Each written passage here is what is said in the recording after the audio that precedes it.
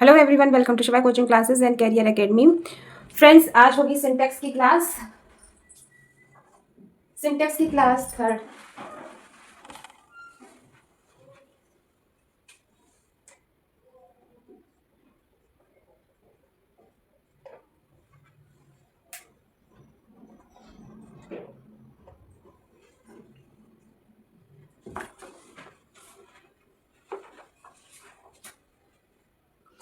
अभी तक सिंटेक्स की 2 क्लास हो चुकी हैं और अगर उन 2 क्लास में आपको अगर कुछ समझ में नहीं आ रहा है तो प्लीज कमेंट में जरूर बताएं।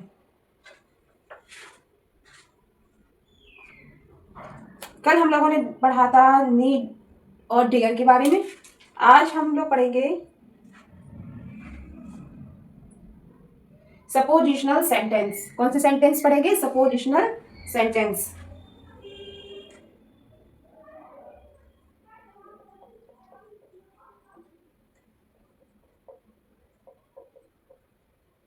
Suppositional sentence.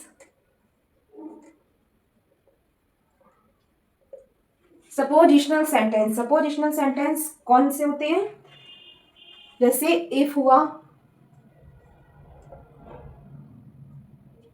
राइट, इफ हुआ, एज इफ हुआ, एज इफ हुआ, एज दो हुआ, एज दो हुआ, और इफ ओनली हुआ, इफ ओनली हुआ, सपोज हुआ,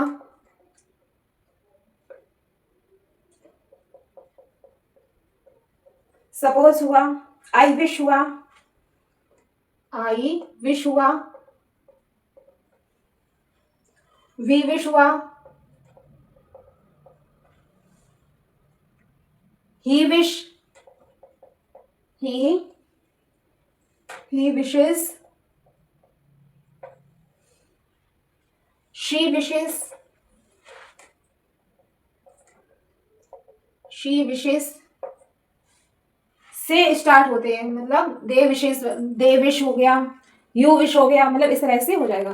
तो जो सपोजिशनल सेंटेंस होते हैं वो कौन कौन से होते हैं? वो होते हैं if, as if, as though, if only, suppose, I wish, we wish, he wishes, she wishes, या दे विश हो, यू विश हो, ये होते हैं सपोजिशनल सेंटेंस में। मतलब जो इनसे मतलब सेंटेंस के स्टार्टिंग में ये हो, ये वाले वर्ड आते हो तो उन सेंटेंस को सपोजिशनल सेंटेंस कहते हैं। ठीक है, इन शब्दों से जो स्टार्ट होते हैं सपोजिशनल सेंटेंस कहलाते हैं। If, as though, if only, suppose, I wish, we wish, he wishes, she wishes से स्टार्ट होते हैं। इसमें कोरी कल्पना या असंभव शर्त का बोध होता है। जो सपोजिशनल सेंटेंस होते हैं इसमें क्या होता है? किस चीज का बोध होता है, किस चीज का ज्ञान होता है? कोरी कल्पना, कोरी कल्पना। जैसे आई विश में डॉक्टर होता, आई विश में एक्टर होता, मतलब जो भी आप सोच रहे हैं, कोरी कल्पना। या असंभव शर्त, असंभव शर्त का बोध होता है। ठीक है, तो ये क्या होते हैं? सपोजिशनल सेंटेंस होते हैं। इन शब्दों के बाद किसी भी नंबर तथा पर्सन के सब्जेक्ट का प्रयोग क्यों नहीं हो, फिर भी प्लूरल वर्ब का प्रयोग होता है। इन सेंटेंस में क्या होता है कि नंबर तथा पर्सन के सब्जेक्ट का प्रयोग क्यों भी ना हो, यानी कोई भी नंबर हो, कोई भी सब्जेक्ट हो, लेकिन जो वर्ब का यूज होगा वो वर्ब का यूज होगा, राइट। जैसे आई विश, यानी आई विश से स्टार्ट हो रहा है। Manisha was my wife. I wish Manisha was my wife, यानी मैं इच्छा रखता हूं या मैंने कल्पना की कि मनीषा मेरी वाइफ होती। तो इसमें जो वॉज आया है वो किसके अकॉर्डिंग आया है? मनीषा के अकॉर्डिंग। लेकिन इसमें किस चीज का, कौन सी वर्ब का यूज होगा? कौन सी वर्ब का यूज होगा? वर्ब का। I wish Manisha were my wife, इस तरह से। नेक्स्ट क्या कहते हैं सेंटेंस?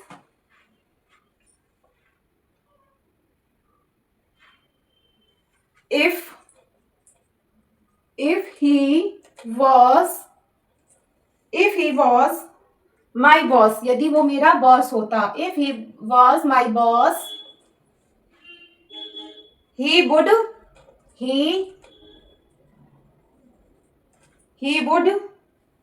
suspend me, यदि वो मेरा बॉस होता तो मुझे सस्पेंड कर देता। इफ ही वॉज यानी उसने क्या की, कल्पना की। तो यहाँ पे जो वाज का यूज हुआ है किसके अकॉर्डिंग हुआ है, ही के। ही आपका सिंगुलर है, लेकिन सपोजिशनल सेंटेंस में आपको क्या करना है, केवल और केवल वर का यूज करना है, ठीक है। If he were my boss he would suspend me. I hope आपको सपोजिशनल सेंटेंस क्लियर हो गए होंगे कि इसमें जो हम वर्ब का यूज करेंगे वो करेंगे वर का। सपोजिशनल सेंटेंस किससे स्टार्ट होते हैं, जैसे इफ से स्टार्ट होते हैं, एज इफ से स्टार्ट होते हैं, एज दो से स्टार्ट होते हैं, इफ ओनली से स्टार्ट होते हैं, suppose, I wish, we wish, he wishes, she wishes. और सपोजिशनल सेंटेंस में किस चीज का बोध होता है, कोरी कल्पना या असंभव शर्त का जो कभी हो नहीं सकता, ठीक है। इसमें किस वर्ब का यूज करते हैं, वर का, ठीक है।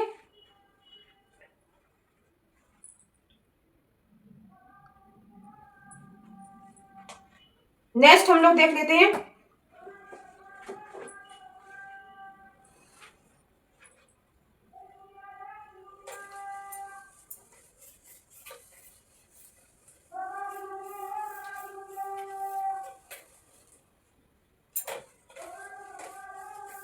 आप लोग यदि चैनल पर नए आए हैं तो प्लीज चैनल को सब्सक्राइब करना ना भूलें, और अगर क्लास में आपको अच्छी लग रही तो एक लाइक जरूर करें, और अगर कुछ समझ में नहीं आ रहा है तो प्लीज आप कमेंट में कमेंट कर सकते हैं और कमेंट में पूछ सकते हैं जो टॉपिक आपको अच्छे से क्लियर नहीं हो रहा है, जितना भी अभी तक पढ़ा दिया है। अब हम लोग देख लेते हैं कंडीशनल सेंटेंस। कंडीशनल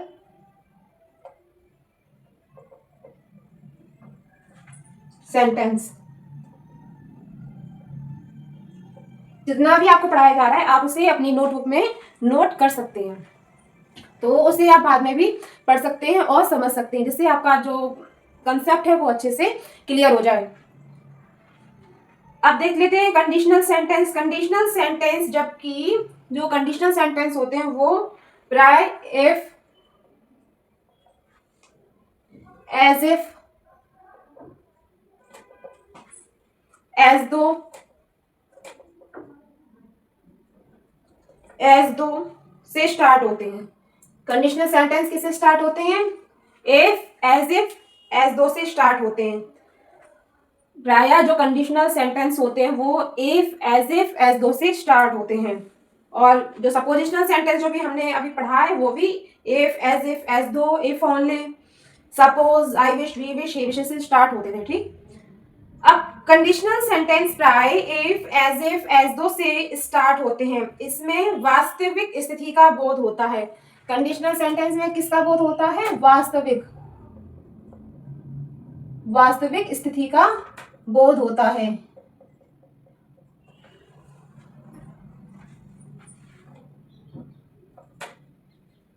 स्थिति, सिचुएशन।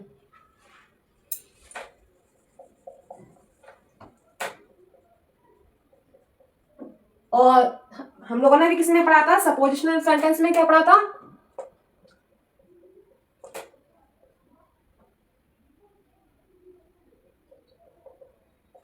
सपोजिशनल सेंटेंस में क्या पढ़ा था,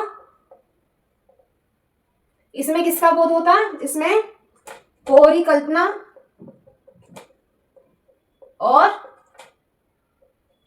असंभव शर्त का बोध होता है। अब आप पहचान कैसे करेंगे कि ये सपोजिशनल सेंटेंस है या कंडीशनल सेंटेंस है, क्योंकि जो सपोजिशनल सेंटेंस होते हैं उसके स्टार्टिंग में भी इफ, एज दो आता है, और कंडीशनल सेंटेंस के स्टार्टिंग में भी एज इफ, एज दो आता है, ठीक है। लेकिन हम पहचान कैसे करेंगे कि कंडीशनल सेंटेंस है या सपोजिशनल सेंटेंस है। कंडीशनल सेंटेंस में क्या होता है कि सेंटेंस में वास्तविक स्थिति का बोध होता है कि, और जो सपोजिशनल सेंटेंस होते हैं उसमें कोरी कल्पना और असंभव शर्त का बोध होता है, ठीक है।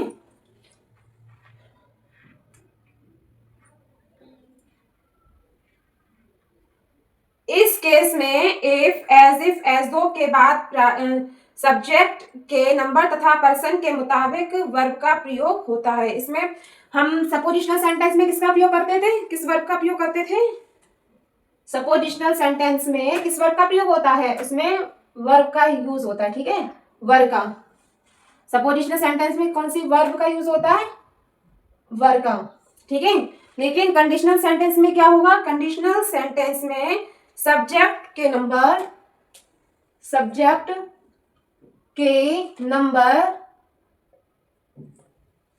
तथा पर्सन के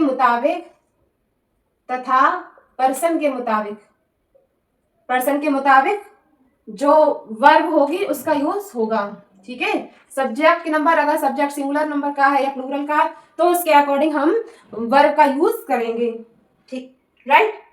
एक एग्जांपल के थ्रू समझते हैं। If you come here,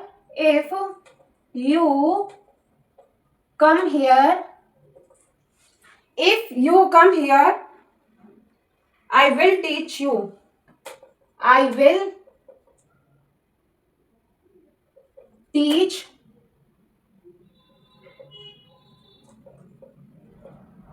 If you come here, I will teach you. अब देखिए इसमें जो you है वो क्या है? प्लूरल सब्जेक्ट है, और ठीक है, तो इसके अकॉर्डिंग हमने जो वर्ब का यूज किया है वो प्लूरल वर्ब का यूज किया है, ठीक है, right.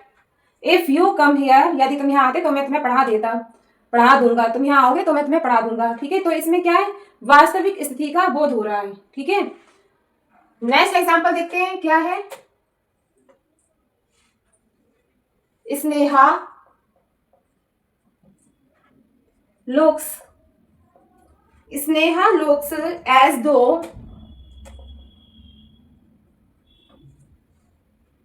she has been working.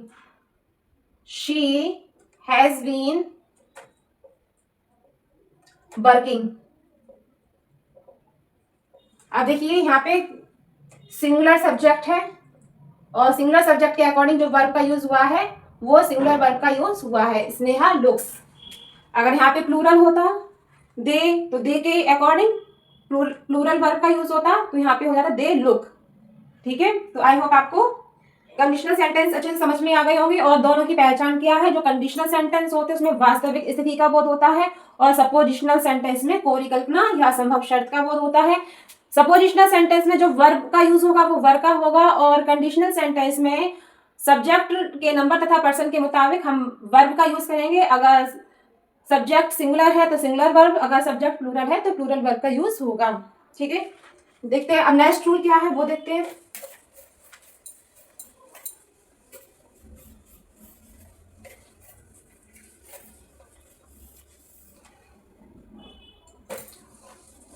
ज्यादा से ज्यादा आप इस क्लास को शेयर कीजिए। जिन बच्चों की ग्रामर बहुत वीक है तो उन्हें यहाँ पढ़ के काफी कुछ सीखने को मिलेगा।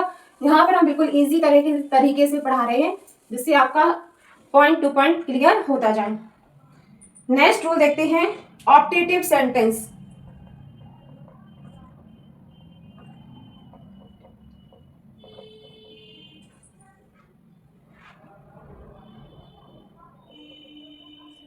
ऑप्टेटिव सेंटेंस क्या होते हैं? ऑप्टेटिव सेंटेंस में सिंगुलर सब्जेक्ट के साथ भी प्लूरल वर्ब का यूज होता है। जो ऑप्टेटिव सेंटेंस होते हैं उसमें क्या है कि अगर आपका सब्जेक्ट सिंगुलर है तो उसके साथ भी singular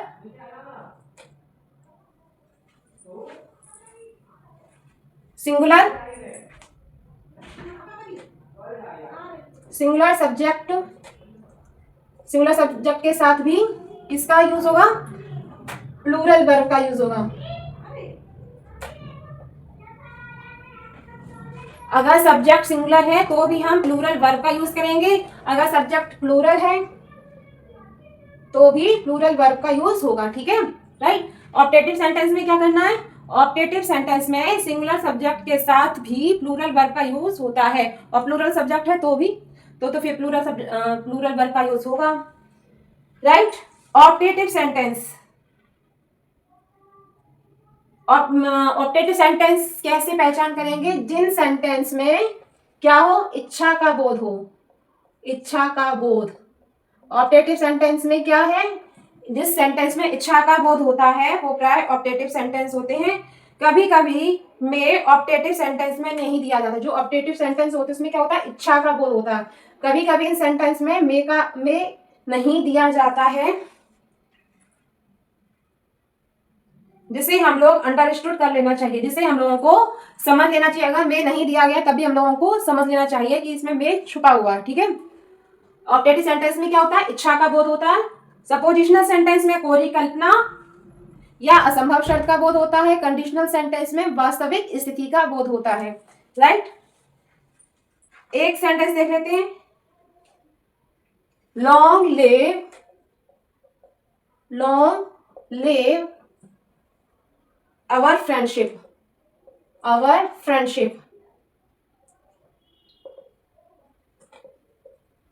long live our friendship, right. और नेक्स्ट देख लेते हैं, गॉड सेव द किंग, जिसमें इच्छा का बोध हो रहा है। God save the king. तो देखिए इसमें भी प्लूरल वर्ब का यूज हुआ, लिव, सेव, ठीक है। और क्या हो रहा है? Long live our friendship. इस सेंटेंस में क्या है? God save the king. In sentence में क्या दिया है? इच्छा का बोध हो रहा है कि हमारी जो फ्रेंडशिप है वो लंबे समय तक रहे और भगवान राजा की रक्षा करे। तो क्या है? इच्छा का बोध हो रहा है, इच्छा प्रकट कर रहे हैं अपनी। तो इन सेंटेंस में क्या है? इच्छा का बोध होता है और इसमें प्लूरल वर्ब का यूज किया जाता है, राइट। और सपोजिशनल सेंटेंस में किसका यूज होता है? किस वर्ब का यूज होता है? सपोजिशनल सेंटेंस में वर्ब का यूज होता है, WERE। और कंडीशनल सेंटेंस में सब्जेक्ट के अकॉर्डिंग हम वर्ब का यूज करेंगे, ठीक है। आज फ्रेंड्स हम लोगों ने सपोजिशनल सेंटेंस देखे, कंडीशनल सेंटेंस देखे, ऑप्टेटिव सेंटेंस देखे।